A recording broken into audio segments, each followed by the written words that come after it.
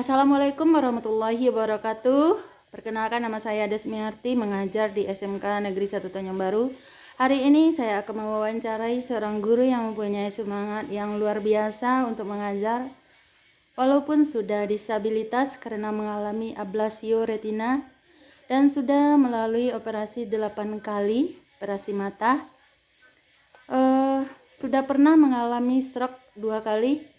Dan pada tahun 2010 juga pernah diserang virus GBS namanya. Keterbatasan itu tidak membuat dia patah semangat untuk mencerdaskan anak bangsa.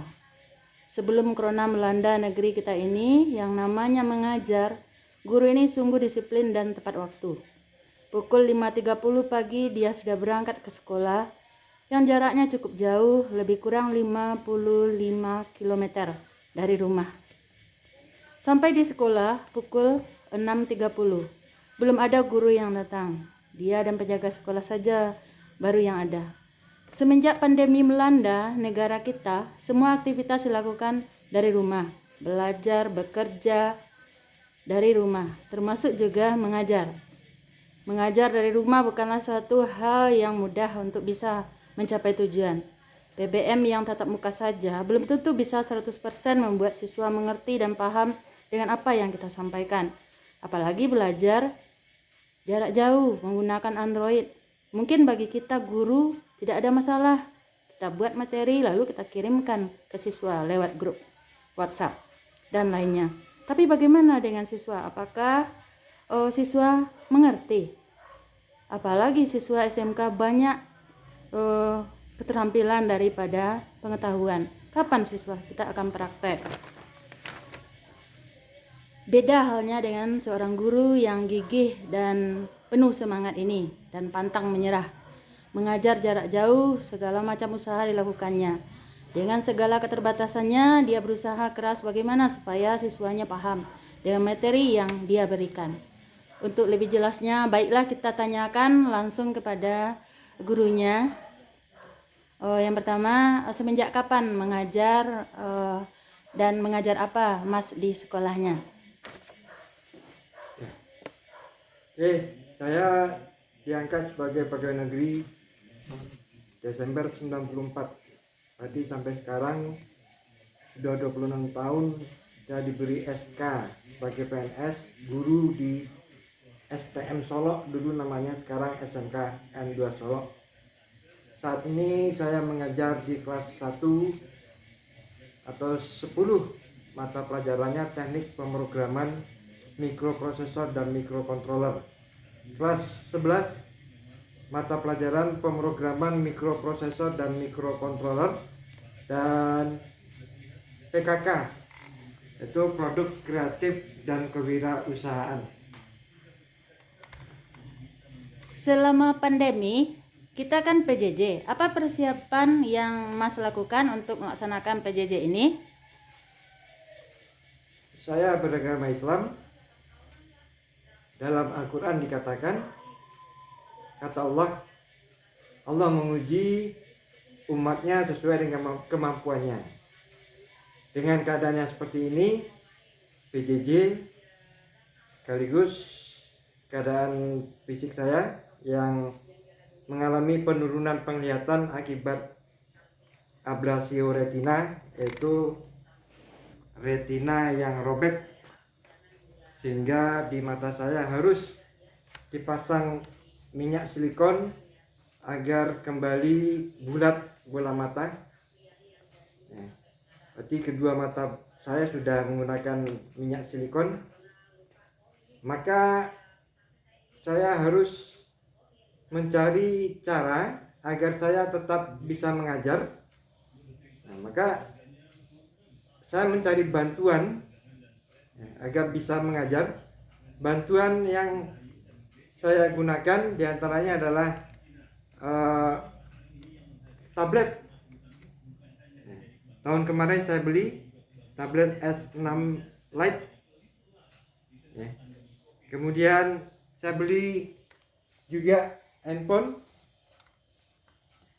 Samsung A72 yang akan mempermudah saya dalam mengajar. persiapan saya adalah membuat media pembelajaran, alat bantu pembelajaran, sehingga saya menjadi mudah dalam menjelaskan materi saya.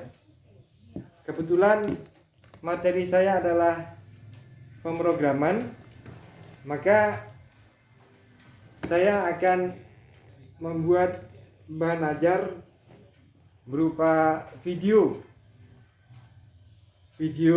singkat yang bisa di-upload melalui WA. Ya, kira-kira setiap video itu kapasitasnya tidak lebih dari 100 MB. Dan juga saya membuat buku digital menggunakan single juga dengan kapasitas kurang dari 100 MB supaya bisa saya bagi ke siswa. Dan selama ini saya juga menggunakan Google Meet agar saya bisa menyampaikan materi saya kepada siswa secara tuntas, karena memberi pemahaman dengan lisan tanpa visual maka itu akan menyusahkan siswa dalam memahami. Jadi saya mensiasati ketidakmampuan saya dalam penglihatan dengan menggunakan tablet, sehingga dengan menggunakan tablet bisa saya perbesar layarnya berapapun yang saya mau, sebab dengan penglihatan yang seperti sekarang ada keterbatasan penglihatan, dan untuk melihat dekat terkadang saya juga harus dan sering menggunakan kacamata tambahan, ya, sehingga saya melihat ini kacamata yang plus 3,5, sedangkan yang saya pakai sekarang ini 3,75. Nah, untuk melihat jarak dekat menggunakan 2 lapis kacamata. Nah, mudah-mudahan ya dengan ini siswa saya bisa mengerti. Apa kendala yang Mas hadapi selama PJJ? Kendalanya yang pertama, ketidaktaatan siswa dalam mematuhi aturan dari guru. Sudah dijelaskan siswa untuk hadir di grup WA tepat waktu, dan pada saat itu pada saat 7.30, kalau saya mulai 7.30 pelajarannya, itu paling banyak siswa hadir atau yang melihat pengumuman saya hanya 8 atau 9 orang.